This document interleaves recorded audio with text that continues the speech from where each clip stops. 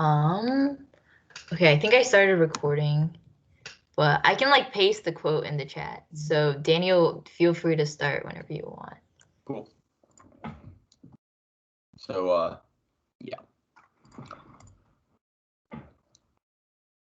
Wait, do I read this stuff at the start that's like contentions don't need to rebut others, bring in new points, and have, or do I just start at contention 1?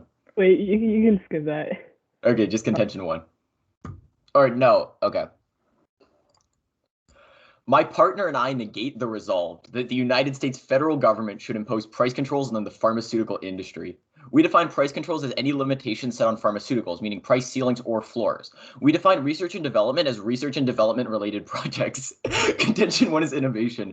If price controls are imposed on the pharmaceutical industry, the loss in profit will lead to a loss in innovation. Innovative drugs are crucial to Americans today because they provide cures for many diseases that humans still face. The Swiss nonprofit International Federation of Pharmaceutical Manufacturers and Associations explains in 2017 that by investing money into R&D, medical science will improve and thus contribute to better overall welfare. Take hypertension or extreme high blood pressure, for example. It affects 75 million Americans, or roughly 1 in 3 adults, according to the Center for Disease Control and Prevention. But the IFMPA project said that for every $1 spent on new medicines for hypertension in the United States, over $10 in medical spending is saved. For hypertension alone, innovative drugs could save hundreds in the medical spending per person and help treat millions of adults with life-threatening chronic conditions. But by imposing price controls, you would see huge decreases in innovative drugs. Research and development are risky investments, and lower revenues are going to make companies unwilling to make new drugs, according to the IFPMA 2017.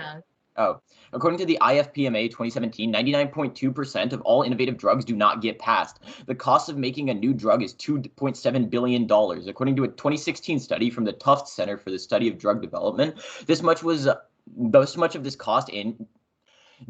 of this cost and uncertainty is made unworthy since revenues will decrease by 24% when price controls are implemented, according to National Center for Biotechnology Information. Statistics from the Forum of Health and Economic Policy 2017 analysis state that pricing policies will reduce the number of new drug introductions by as much as 25%. This trend is again seen in other sources. According to the Precision Health Economics, the introduction of price controls will likely decrease the number of new drugs by 8 to 13 annually. This means that by 2030, we will lose nearly 156 life-saving or improving drugs as a nation. And according to Joanna Shepard from the Emory School of Law, each new drug brought to market saves over 11,000 lives each year. By reducing the innovation of new drugs, we risk thousands of lives each year per drug. In 2030, over 1 million Americans would have lost treatment and lives because of price controls. If we impose price controls on the pharmaceutical industry, all Americans will pay the price as the production of innovative drugs will decrease. Contention 2 is jobs. Price controls will leave many people unemployed. The Catalyst 2017 cites the U.S. pharmaceutical industry supports 4.5 million jobs. 4.5 million jobs that will be in immediate danger if price controls are imposed. These jobs are endangered because, according to a study by the IFPMA in 2017, direct price controls would reduce revenue spending on employee wages by 74%. And Frank Lichtenberg of the National Bureau of Economic Research explains that in the long run, a 10% decline in drug prices would cause industry employment to decline by a minimum of 3.5 to 4%. Even a bare minimum decline of 3.5 to 4% would be 157,000 to 180,000 jobs lost. All of those people would lose stability and income to support their families. According to a 2017 statistics from the World Trade Organization and the IFPMA, the pharmaceutical industry influences more than just pharmaceutical jobs. Their 2017 Global Health Report explains that in the United States, every job in the industry supported 5.21 jobs outside the pharmaceutical sector in areas from manufacturing and construction to childcare, retail, accounting, and more. Imposing price controls in the U.S. will be detrimental to the industry and the country as a whole because it affects more than just pharmaceutical jobs alone. My partner and I implore you that you see this case reasonably and recognize the dangerous impacts of price controls in the U.S. pharmaceutical industry. Thank you. Do I talk about impacts now? Actually, I'll just read like a underview. Yeah, AF gets 1 AR theory. The AF gets it because otherwise. Okay. Yeah. So now it's crossfire. So that's like 3 minutes. So okay. All right. Can I have the first question? Yeah. Okay. So you talk about how a lot of jobs are going to be lost, and like pharma jobs support like jobs outside the sector, right? So my question is like, what is the warranting behind like why do pharma jobs like support so many jobs outside of their own sector? Yeah, sure. So there's a lot of things that go into a pharmaceutical job. So like when somebody is working in things like producing pharmaceuticals, there's a number of like subsidiary industries that like feed into that, such as things like manufacturing syringes, manufacturing the materials, sending in the materials, constructing this equipment to make those materials. All that kind of stuff is very much like the core of that is the pharmaceutical industry. But there's these other jobs that feed into it that are like the production, manufacturing, the creation of the technologies, etc. Okay. Would you like a question? Sure. So you say that like on your second contention, you say that 45% of Americans don't complete. What's like the reason that this is specifically because of cost, or is it just that 45% of Americans don't Yeah. complete that? So like we say the card specifically for 45 million didn't complete is due to high drug prices, like in the card So specifically. it's like specifically due to high drug prices. Okay. Yeah. Or like they can't afford it, right? Like which probably means it's really expensive. Okay. Okay. So y'all talk about how like a lot of this money like goes into R&D, right? But like don't like pharma companies right now, isn't there a problem that they're just doing like these Me Too drugs, which are like drugs that like are essentially the same thing, but then you just like tweak a few ingredients and then you like put it out because you just want to like copy other people's drugs. I mean, like nobody read evidence on like there being the existence of these Me Too drugs, and I think like the idea would be that like so you're saying that the R research and development is like going into these other drugs, but we would say that research and development creates these like new drugs that are necessary to save lives. Like specifically, even if they are creating these drugs that are like pretty similar to other drugs, we still have evidence that these drugs are like uniquely key to saving lives. Like each new drug Wait, constructed why are saves they 11,000 uniquely lives key per if year. they're like the exact same thing, but like maybe instead of like salt, you add like a different kind of salt, like table. I mean, obviously you won't put like Well, salt I mean, in. like obviously the drugs aren't the exact same. Otherwise, there would be like no market competition. They are like essentially the same thing. They do the same thing, but you're just trying to like Well, I copy mean, it. like, okay, like, I guess, like, read evidence on that then. Like, I mean, I'm not gonna Okay, like, I can I'm like not gonna give you sit here and evidence. debate this According hypothetical like to disease and like NCI construction is happening, 17, like, right? these drugs are like 70% of like the drug pipeline, right? Like I don't think you can just deny the fact that they exist just because like I haven't read evidence yet, right? Sure.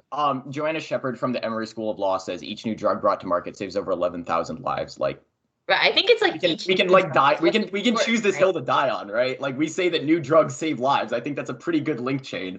Okay, but like it's not really a new drug if it's just like a copycat drug. Like I think the Yeah, but distinction okay, is that so like even your if like energy some card. research and development goes into that, there's still like the creation of new drugs that's happening, right? And this like uniquely linked to that. There's like also there's like literally no impact of like having these Me Too drugs. Like you're saying that they're like making drugs that are the same as other drugs. Like if those drugs have a risk of saving lives, that's like still good. No, And like we're there's saying no like we're impact not to them like inventing making any the new drugs drugs, themselves. but Like you're like I they're think that's making more cross drugs stand. that save lives. Like that's good. All right, can I have a question then? That was cross, Oh, Daniel. that's time. Oh, I Yeah, thought it was 4 minutes. Oh. no, it's 3. Hannah, do you need prep? Okay.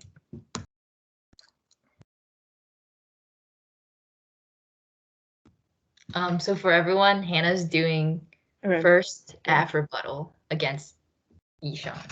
Well, I've been debating so long, so no guarantees of the quality. Everyone did good. Let's take a look at their first contention. They make the argument that like profits will go down, which is why it will like decrease innovation. The first big problem here is that Sago 3 finds lower prices can actually boost the volume of drug sales enough to maintain the same level of revenue. Historically, Medicare Part D has increased the market size due to price controls because more people could afford to buy the drugs. So this Kahoot 13 reports that despite price controls, pharmaceuticals companies made more revenue, and that revenue was invested to create more drugs targeted towards Medicare patients, which empirically tells you that price regulations are going to be similar to Medicare levels because that's what the U.S. government has done historically, and companies didn't lose revenue. In fact, they actually invested more into R&D. Second, you turn again, as David 17 indicates, that even if they get the link that revenue drops, even in the face of steep revenue drops, R&D has empirically increased, suggesting that companies often strive to protect R&D even in the face of acute financial pressure. Empirics are both 2 times in our favor, and the warranty is really simple because R&D is the only thing that creates new drugs, which generates revenue. So innovation goes up when met with a profit loss because they're looking to bring new drugs to the market to recoup any losses. But finally, realize drug innovation is not unique, as Stott 17 finds that pharma industry has hit a wall in innovation due to the law of diminishing returns. They require more money for barely any innovation, ultimately finding that investment returns will hit 0 by the end of 2020. From 2020 onward, it is literally unprofitable for pharma companies to make any drugs, even without price controls. The reason why this is important is because it postdates all of their evidence. All of their evidence was written in my freshman year, which means that our evidence is much better and tells you that it's unprofitable. Pharma companies are not going to be making more drugs in the future. Let's do some weighing. The reason why our impact on our second contention outweighs theirs comes from Smith 18, who finds that we basically developed all the pharmaceuticals we need. Quote, access is a bigger problem than innovation. One of the biggest drug advances of all time increased lifespan by 3 to 4 days. Cancer drugs collectively added a median of 2.3 months of survival. When they talk about saving lives, they're talking about pushing back the death by a matter of weeks. Meanwhile, people are literally dying right now because the drugs that already exist are unaffordable, meaning that you're always going to be putting access over innovation, because innovation comparatively saves much less lives than actually accessing the drugs that already exist that can actually help people like live for like decades longer, which is why you're actually always going to be putting our case over theirs. And finally, even if you buy that like innovation is going to decrease, government and university research can pick up the slack, as Mascuda 13 finds the U.S. National Institute of Health spends around $30 billion every year on pharmaceutical and biotechnology research. It's responsible for 75% of the most new innovative drugs annually, which means that all of the innovative drugs they talk about aren't created by private companies, which were going to be price controlling. They're actually created by the government, which means that there's still going to be drugs in the world, even if you like buy their entire case. Let's take a look at their second contention. They talked about jobs and how a pharmaceutical industry is going to be really important. First, realize the link here is the same link as their innovation contention, which is the idea that profits are going to decrease, which means you can cross-apply my first response, which indicates that revenue is not going to decrease. But second, you turn it as according to Plantonio 7, employers hire fewer workers because of the rising health insurance costs, makes it too expensive to hire more employees. And David 18 finds that rising drug prices are the biggest proportion of increases in healthcare costs. Empirically, when insurance premiums rise, there's a large decrease in decline in employment, and price controls will take out the burden off of companies to pay these high prices for health insurance, which actually increases the employees that people can hire. The reason why this outweighs their case is because it outweighs on scope, because we're helping employees in every single industry and employers in every single industry, whereas they're only looking at the medical field, the pharmaceutical industry, and like industries that are related to the pharmaceutical industry, whereas we help the entirety of the United States, because all these companies have to pay health insurance to their employees.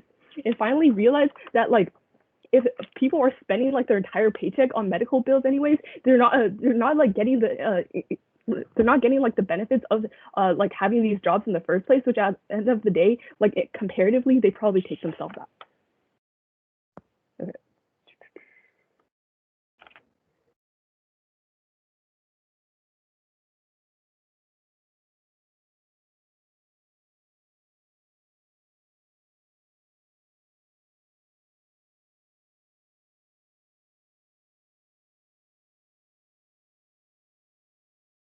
All right. I found my old block file, so I'll just be reading my really crappy blocks from there. They're not actually that bad. I was surprised. Okay.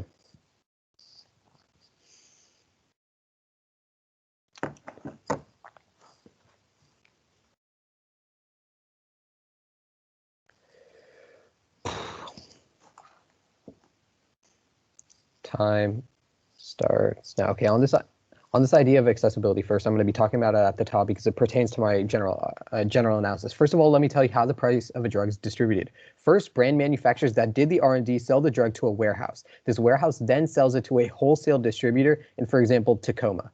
This warehouse then sells the drug to every Costco and Walgreens in the area, and then this Costco or Walgreens sells it to a patient in need of the medication. You may think the price of a drug mainly comes from the brand manufacturers. However, only 50% of the sales price of a drug, according to Berkeley, comes from the manufacturer. For example, I don't need the example. All right, so the general understanding here is that my opponents think because they're going to be capping the price of a drug at the manufacturer level, somehow these prices are going to stop from increasing. However, 50% of the price of a drug comes literally from processes outside of the manufacturer. At that point, my opponents don't control for the price at all, and they have no proof that these people aren't just going to leverage the fact that suddenly their costs are going down, and so they can raise the price. Especially once we tell you that innovation goes down, so there's even less competition in the market, but I'll get to that later. Okay, so now that we've gotten that out of the way, price controls will not be effective since they do not address, as I said. Now to apply this example back to the pharmaceutical drug industry, a Consumer Reports investigation in 2018 found that for a 1-month supply of 5 commonly used drugs, it costs just $66 at an online pharmacy, healthwarehouse.com, but $105 at Costco. And at CVS and Rite Aid, it had prices closer to $900. This is just, it's clear evidence to support the notion that I'm telling you about, which is this idea that 50% of the price of a drug or more comes from processes outside of the manufacturer itself, and my opponents can't control for it. According to Kaiser, the reason it was so cheap at the online site was because Health Warehouse directly ships. An example of this being directly applied to a company called RX Solutions. In the first 18 months, Berkshire Hathaway, a subscription of our RX Solutions, saved $515,000 on prescription medication. The solutions don't come out of price controls. They come out of playing the system more in a smarter fashion. What else stuff is diesel? Brand losses, they state that generics are too expensive right now. However, brand losses of exclusivity in the next 5 years are expected to have a 58% greater impact on invoice spending compared to the last 5 years, which included the largest, oh shit, I'm like running out of time. Okay, lower brand spending due to patent expiries is expected to reduce overall spending by $144 billion. The impact of losses of exclusivity include the expected impact of biosimilars, represent 25 to 35% of the 5-year impact. Okay, then they talk about this idea of saving lives. It is, however, if that was true, why do they not have any statistics for how many people cannot afford life-saving medication? That's because according to Berkeley, pharmaceutical drug companies gave back $105 billion in the form of rebates and discounts. They gave back this money to people who can't afford life-saving medication. The people they say cannot afford medication are people that need medication for more non-life or death things, and therefore their quality of life is better if they spend it. According to Quintiles and IMS, patient out-of-pocket costs will decline despite raising brand prescription costs, as over 1/3 of prescriptions will have $0 out-of-pocket costs as patients continue to receive copay assistance from brands. But then on this idea that manufacturers benefit the most, New York Times states that more than 4/5 of the value of new drugs goes to patients in the form of health benefits, and less than 1/5 of the value of the drug goes to the manufacturers. This proves that, but remember, only 3 in 10 drugs are profitable. They need to compensate for the ones that aren't. And then onto this idea of like innovation going down. To summarize their impacts, only 3 in 10 drugs are profitable. 90% of biopharma companies don't make a profit. The life expectancy would go down, costing $1.5 trillion, and we would lose $350 billion a year due to increased medical spending. We would lose 62 million life years instantly, 600,000 lives per year, 188,000 college-level jobs, and $24 billion from job loss. Compared to giving access to only 10% more of the population, I'd contend that we should prioritize 90% of the population that can access drugs right now. Okay, are we good for cross? Yeah, I'm good. Okay, you tell me that we can like buy stuff through like, okay, so you're telling me that like the middleman is responsible for like the prices of prescription drugs, right? I'm not telling you. Berkeley is telling me, but yeah. Okay, you're saying that. Yeah, I'm saying that. Okay, so the resolution tells us that we're implementing price controls, right? Yep. On the like pharmaceuticals. So why doesn't that apply to middlemen? Because why aren't they part of the pharmaceutical industry? Is Costco part of the pharmaceutical industry? No, they're a wholesaler. The reason, like the section of Costco that like sells, like Costco pharmacy is part of the pharmaceutical industry, right? No. Okay, so the pharmaceutical industry are the people that are actual pharmaceutical drug manufacturers. You can't regulate the price right at the market because there's different latitudes where people buy the drug. And empirically, what you see in other countries is they negotiate directly with the manufacturer. However, in these other countries where this strategy is employed, they only have one distributor, which is the government, because all of the countries that have price controls have universal health care. In the United States, so we don't have this. Okay, I just searched up pharmaceutical industry and tells me about how the pharmaceutical industry also like markets and sells drugs. So does Costco pharmacy like market and sell drugs? No, they don't. What? They Do don't they not market sell drugs? They sell drugs, but they don't market the drugs. They aren't the manufacturers of the drugs. And empirically, even if you don't believe me, like this is just a stupid debate to have because empirically, like what you're talking about is this like random idea, but empirically what happens is these price controls are implemented and controlled at the manufacturer level. Wait, so you're telling me that any single country, take any country with price controls, the reasoning why I think all those countries have universal health care, right? So it's not really a fair empiric to make. The reason that it's a fair empiric is because the pharmaceutical industry literally includes sellers, and Costco pharmacy sells you pharmaceuticals. Okay, this is just a really bad argument because you can't regulate the price of the drug after all of the middlemen. The middlemen are in place and they have to take a cut of the profit. Because if you cap the price and just say holistically this drug can only sell for this much, each single middleman is going to have to take their chip of that amount. Why do we have so much middlemen?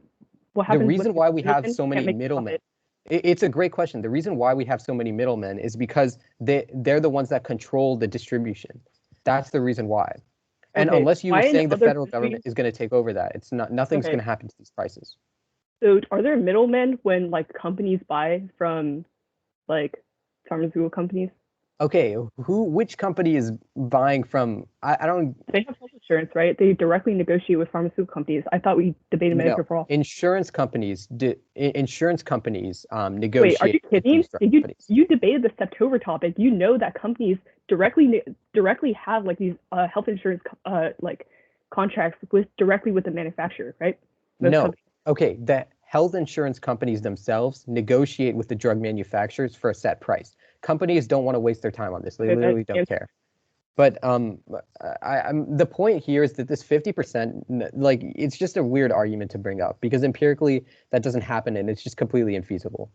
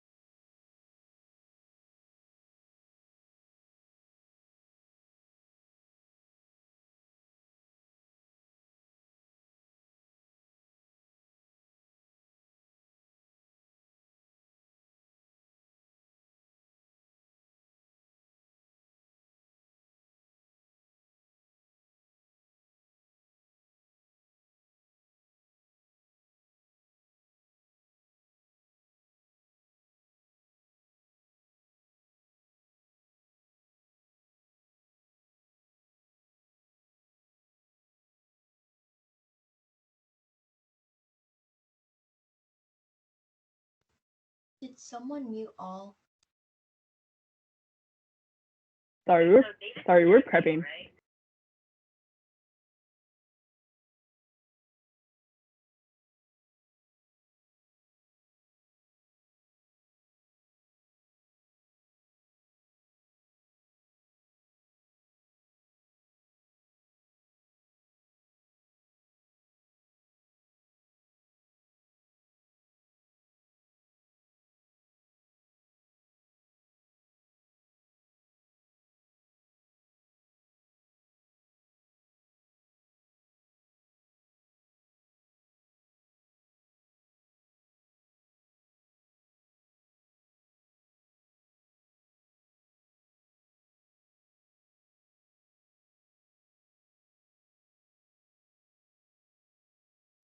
All right, that was 145 of prep.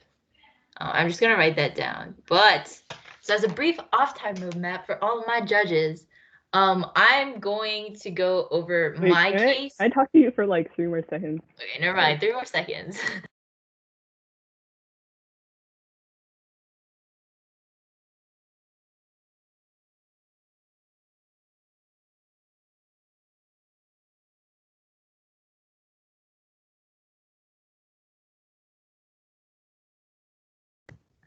All right, so that's a total of 2 minutes used. Analytics.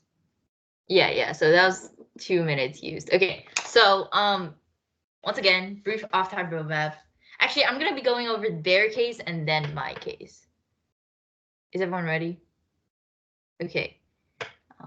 Then let my time begin now. The first way that you're always going to, okay, so the first reason why my opponents aren't winning their case on C1 of contention on innovation is that they never respond to the Sagel 03 turn that Hannah tells you, which actually when there were like price controls implemented because of Medicare Part D, there was the same level of revenue, and because the like consumer base expanded, since much more people could afford it, actually their profits actually increased, and as a result they put more money into R&D. So we would tell you these price controls would increase their profits to the point that these companies are instead doing more innovation than they ever have done before. Overall, that's a straight turn on their case. That's a reason that you're really going to be voting on us. But then the second way that but then this also takes out their second contention, because like if they have the same level of revenue, that means there's no reason that people would be firing people. But we tell you drug prices are also the biggest reason why insurance premiums are super expensive for most companies. And these companies, like, they can't hire people because they don't want to give health insurance to these people, right? So they want to stay as small companies. But we tell you that once you decrease these prices and decrease insurance premiums, you're going to see more employment overall. So first of all, we tell you innovation increases, but second of all, we tell you more people are also going to be hired. Like their entire case, like wherever you're looking, you're still voting for us.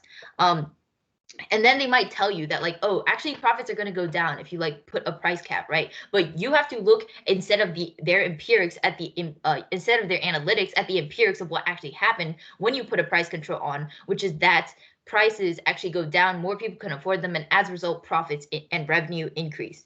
Next, like Ishan tells you this thing about like brand manufacturers like taking 50% of the price, but we would tell you like anyone who's selling these drugs is a pharmacy. And if you're a pharmacy, you're part of the pharmaceutical industry, right? Like we would tell you like most people, like even if you don't buy that, most people get their drugs from like their doctors, right? Like no one like goes get their cancer drugs from like your local Costco. Like that is not how it works, right? We would tell you you literally have to go like to your doctor or a real pharmacy, which is part of the pharmaceutical industry. So overall, we tell you when you implement these price controls, you're going to see the 45 million people who can't buy drugs right now have access to these drugs, and instead you're going to be saving 125,000 lives. But then let's like keep talking about like this middleman thing, right? Like so even if you buy that like middlemen are like the problem, we would tell you once you implement price controls, middlemen would literally like cease to exist, okay? Because now you have a price control. You cannot sell the drug for that much money. You can no longer make a profit from being a middleman. As a result, most people are going to go, like Ishan tells you, to like the warehouses or like to the manufacturers directly themselves. They're going to buy this and we'll get rid of the middlemen, which is the entire problem in our drug industry. So we would tell you overall, wherever you're looking to save 125,000 lives on our side. 45 million Americans can get access to their drugs. Innovation is going up, and more people are going to get hired. So yeah, just vote for AF.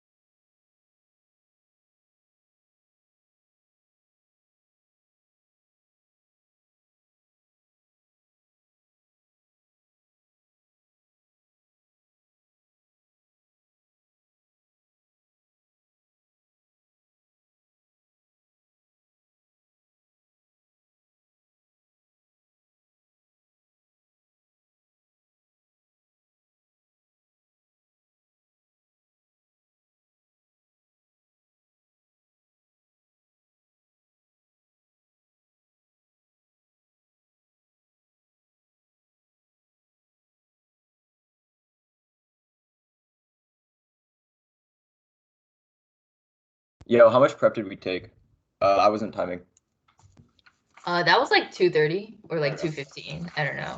Let's Something round like down Sounds- 2 minutes. that. Okay. That's good. It's gonna be on the like negative case, kind of like extending that, going over your responses to it, and then like on the affirmative. I get 3 minutes for this. God damn, that's so short. Cool.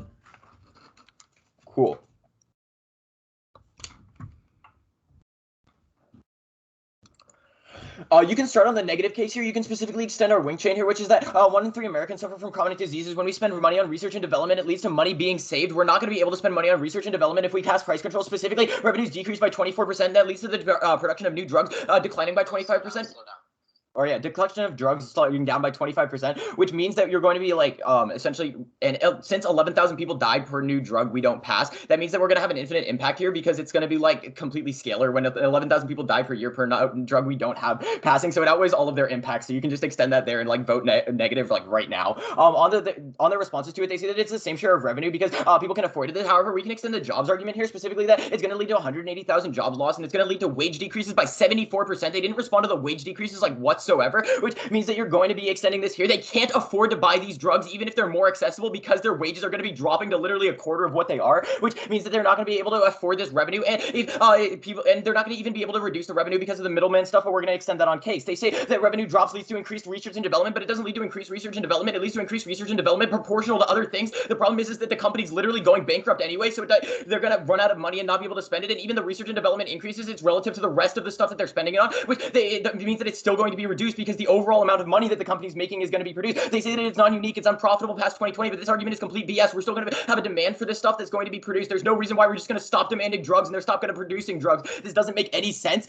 They say that we already have enough drugs and access is more of an issue, but we don't have enough drugs. As we've proven through the extensions of the affirmative, there's going to be 11,000 lives saved per drug, per year per drug that we release, which means that you're still going to have an impact of these drugs and we're going to be saving lives. We don't have enough drugs yet. And they say that new innovative drugs are created by the government, but the government is uniquely bad at creating drugs. The private sector is the only way to do this. Government regulated drugs provide like the government has no motivation for competition. Once the private sector is gone, it's going to like not be able to produce any drugs. And if we have time, I'll just read a card on it at the end. They say that rising wages is going to account for on the jobs argument. They say that rising wages accounts for jobs, but it's only 2.7% of the cost of like medical insurance is due to drug prices, which means that it's not going to actually lead to any increases whatsoever, which means that they have no impact or no turns on the jobs argument. You can flow the jobs argument pretty much straight through, which is that like it's going to be leading to 180,000 job losses times 5. And 75% wage decreases. On their price ceiling argument, you can first of all extend innovation is the internal link. As so far as we have like they're decreasing research and development, that means that you're not gonna it's gonna be increasing prices because they're not gonna be able to produce as much. On the accessibility arguments here, they say that it cuts out the middleman, but there's no reason why they actually are able to cut out the middleman. It's a part of the supply chain. We need the entire process to go through. It's just gonna be making the entire process more expensive. You can't just cut out the people who distribute the drugs. And they say that Costco Pharmacy is like a pharmacy, but it isn't a pharmacy. It's not involved in the production, research and development, and advertising of these drugs. You see the advertisements on TV. It's not Costco Pharmacy. It's the other people who are producing the drugs and selling the drugs that are marketing these to companies so that they can buy them. It also doesn't apply to arguments like hospitals because hospitals need to buy these drugs as well. And you can extend our copay argument here. This pretty much takes out all their offense because there's going to be $0 spent out of pocket because these companies that are making more money are going to be able to copay for the drugs.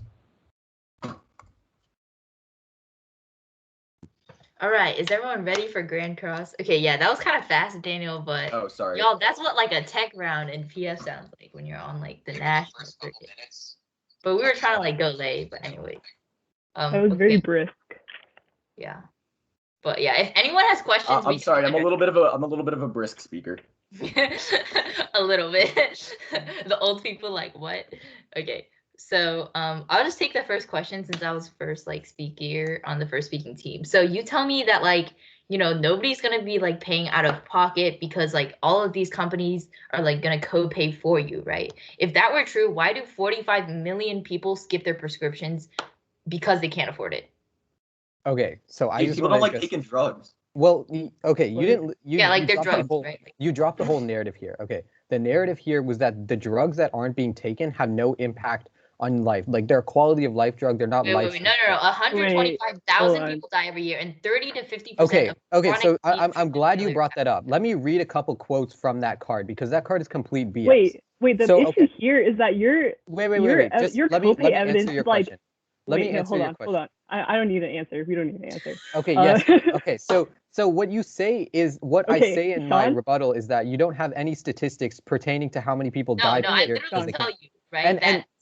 And the drug and on that card it specifically says that parents often stop their children's asthma treatment because they don't like the idea of keeping kids on medication indefinitely. Okay, yeah, when you're like they asthma give 10 treatment reasons, like goes away, you're gonna die, right? Like you know, they like give when you 10 reasons. This article gives 10 reasons why people don't take their drugs, and only one of them is cost. Okay, 9 of but the we other tell you ones pertain. 45 million don't take it because of their drugs. I would Right, say 45 and what million I isn't. specifically tell you is that those drugs pertain to quality of life. $105 billion is spent giving back drugs, and those are the drugs that save people's lives. Okay, That's like, do the you know drugs that why are like provided. this Okay. happens? Sean, the healthcare, the prescription spending of the United States is like, it's like hundreds 45 of billion. billions of dollars, right? Nope, $45 billion. Okay. It's so $45 like billion. if the spending is 45 billion, how can they give 105 billion back if they don't even have that amount of money? Like Yeah, that okay. you just That not was unique kind of yourself. that was your Ishan. Like, profit. Wait, That I'm was your sorry, profit. but like So- judges can't believe Ishan. So That they're was spending all their money on like these rebates. They just make no profit What? because they like spend all these money so consumers can access drugs for free. That's what you're telling me? They're very nice people.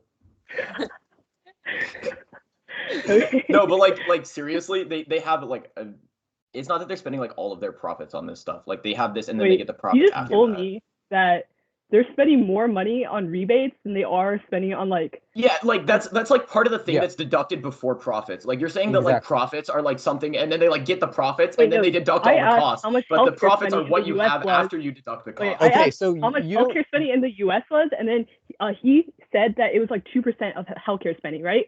And then somehow, if you're spending more on rebates and co-pays than you're spending on the rest of the healthcare spending in the United States. Okay, That is so what he's so telling me. so I mean- so okay. First of all, just to clear up some things. So overall, it's now okay. That evidence was kind of outdated. So right now it's at Oh, about it's outdated. Okay. Right now it's at Okay. right now it's at outdated. about 8%. Right now it's Okay, at wait. about My 8%. question is, what is your co-payments evidence Wait, from? Yeah. so Okay. it's Okay. So increasing by you don't understand what 6%, rebates right? are. Rebates No, don't no. mean that the drug. When is the rebates evidence from?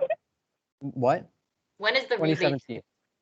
2017. All right. Thank you. Okay. I think Okay, that's so okay, that's just let me clarify the point here. All right. So you don't understand what Okay. rebates are. Rebates aren't the same thing as giving out the Like drug for 30 free. Wait, They mean Sean, you're I don't think you subsidizing the understand cost. what rebates are, so. Okay. all right. Final focus. Hannah and I will take 1 minute of prep.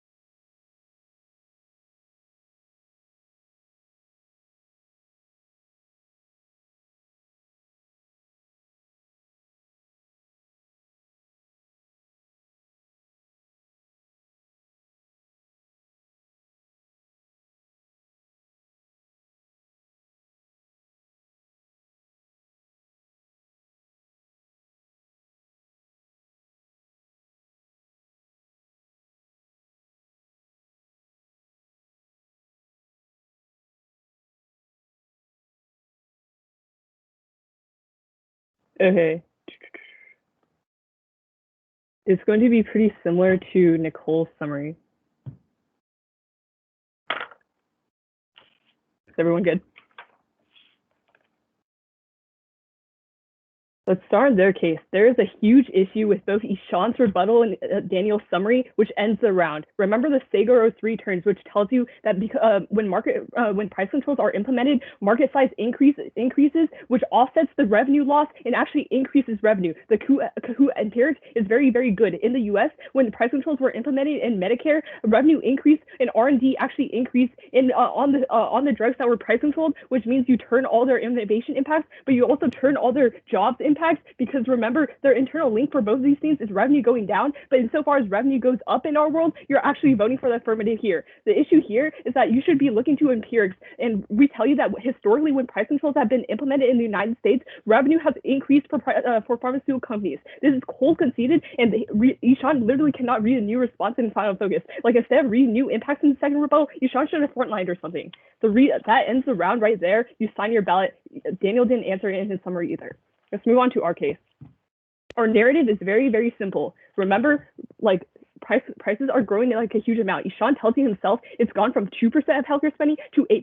It's going to continue to go up in the future. The reason is because prices are like humongous. They're increasing at an astronomical rate. Let's take a look at the responses they tell you. They say that middlemen are going to be really bad because it's like still going to be high priced. Remember, insofar as 50% of the cost is still going to be like from pharmaceutical industries, it's still going to have like some price decrease. But also remember, like these middlemen are part of the pharmaceutical industry. I literally read you a definition in my summary, and like they did not, like literally didn't respond. And next, like he tells that copays are really important, but remember, 45 million Americans still can't afford drugs and don't take drugs because they can't afford them. So at the end of the day, like 125,000 people are dying because they can't afford the drugs that they need out of the 45 million people, which I realize our impact is like infinite too, because it's like an annual number, like 125,000 people die annually. And at the end of the day, that's the only number that you know is actually going to be saved in the round because people can afford their drugs.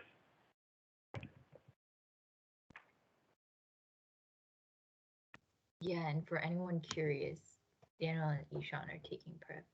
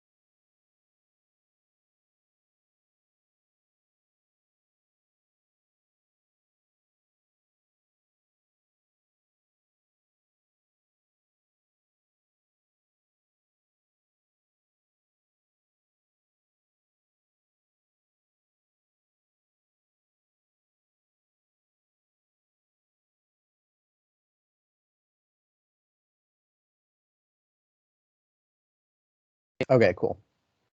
All right. There will be 2 voters. Okay.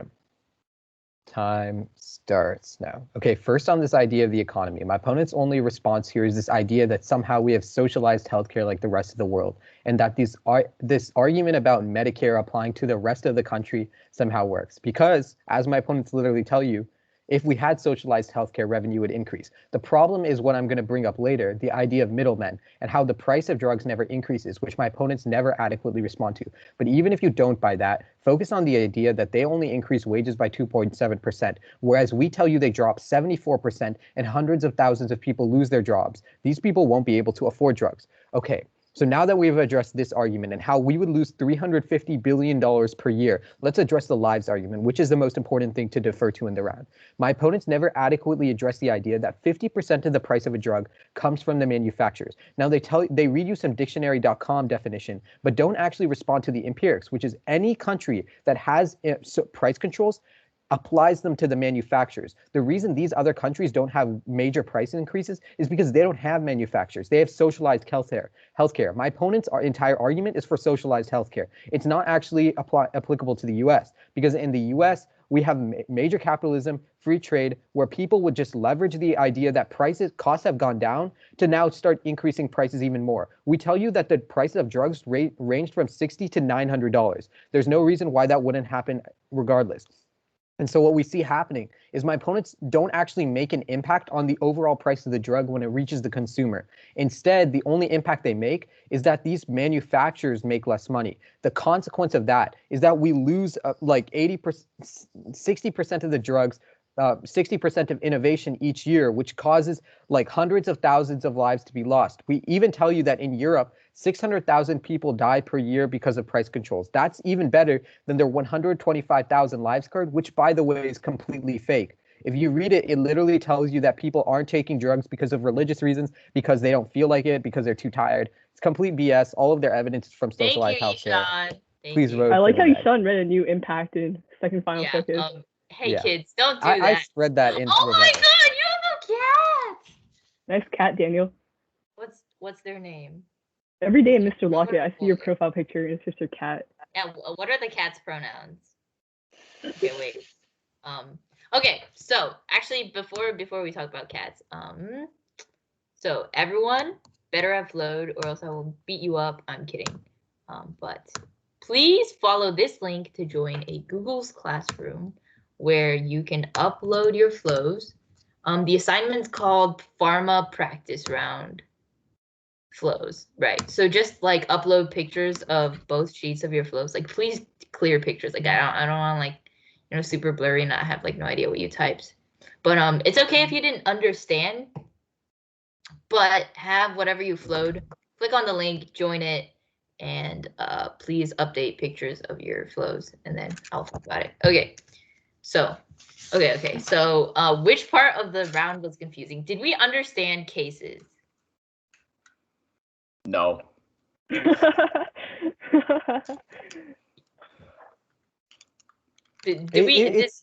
How about this? If anyone didn't understand like the cases from both sides, please raise your hand, like virtually.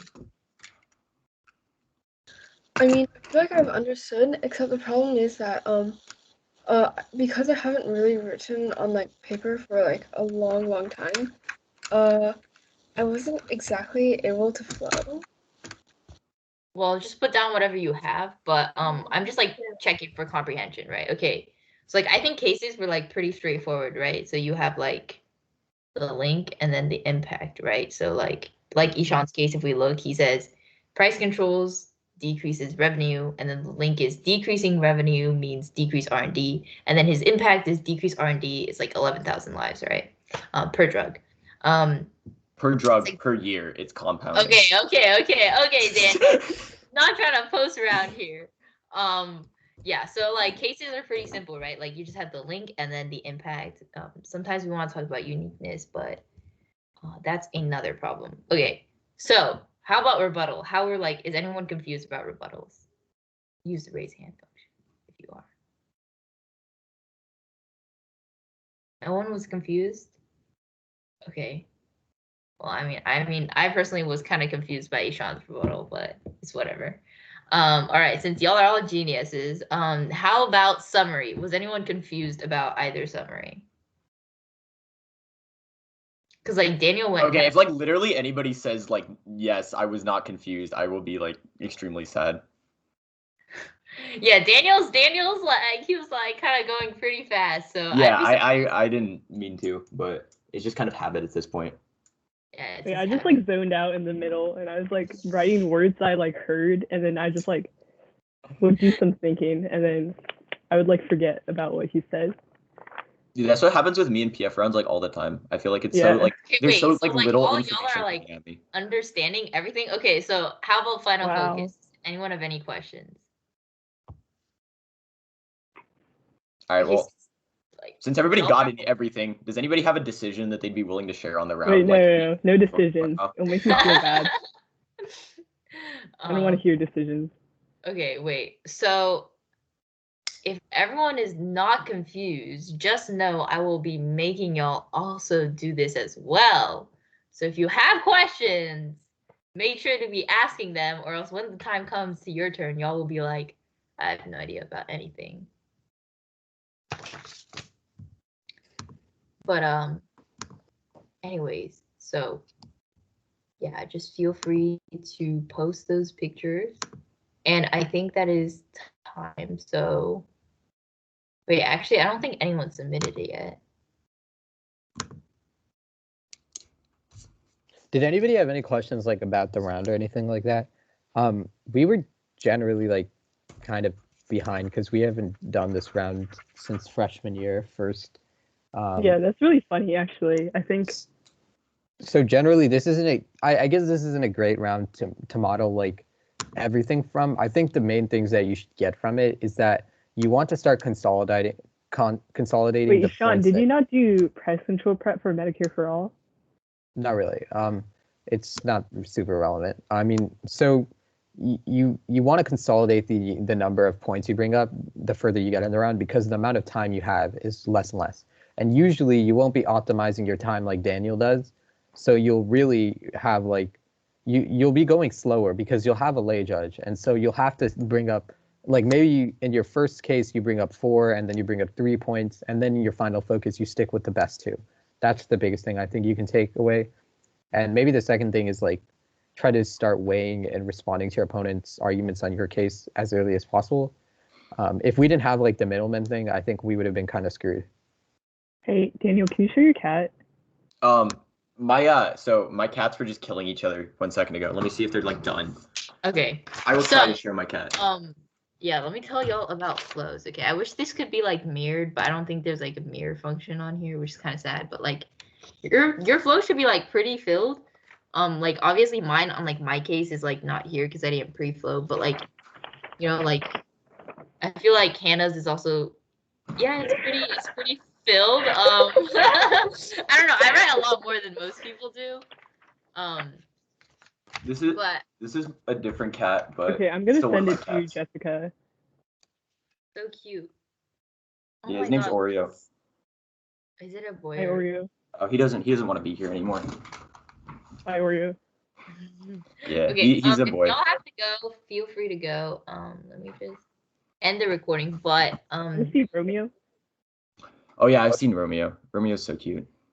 Yeah. for anyone who's confused about